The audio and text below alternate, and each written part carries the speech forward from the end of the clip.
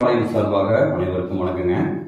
இன்னைக்கு பாத்தீங்கன்னா நம்ம இன்னைக்கு பார்க்கக்கூடிய முத்திரை அபான வாயு முத்திரை.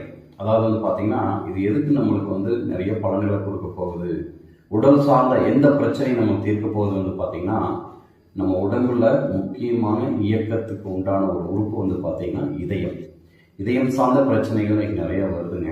அதுல இருந்து பாத்தீங்க அப்படின்னா விடுபடுறதுக்கு இந்த முத்திரை நம்மளுக்கு நல்ல ஒரு பலன்களை தரக்கூடிய முத்திரை.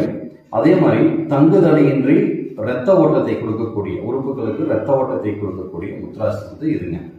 அதே மாதிரி எப்படி பண்ணலாம் அப்படின்னு பார்க்கலாங்க. இப்போ நல்லா நம்ம நேரம் நின்று உட்காந்துக்கிறோம். இங்கே பார்த்தீங்க அப்படின்னா கட்டை விரல் இருக்கு இல்லைங்களா, அந்த கட்டை விரலை அதாவது மோதிர விரல், நடு விரல், ஆள்காட்டி விரல் இந்த நுனியில் இருக்கணுங்க. எல்லாம் இப்படி வச்சிருக்கூடாது. இங்கே பாருங்க, இந்த நுனி மூணுமே இந்த நுனியில் இருக்கணும். சுண்டு விரல் நேரம் நீட்டி இருக்கணும். கை வச்சு நோடுறீங்களா, நேரம் நீட்டி இருக்கணும். அதே மாதிரி இந்த 3 விரல் சுண்டு விரல். சரிங்களா? இங்கே பாருங்க, இந்த 3 விரல் இந்த பாயிண்ட்டுங்க, நுனி பாயிண்ட். இந்த நுனி பாயிண்ட் அழுத்தம் கொடுக்கணும், சும்மா வைக்கக்கூடாது. அழுத்தம் கொடுத்து சுண்டு விரல் நீட்டி வடி மேலே வச்சு கண்ணை மூடிக்கணுங்க.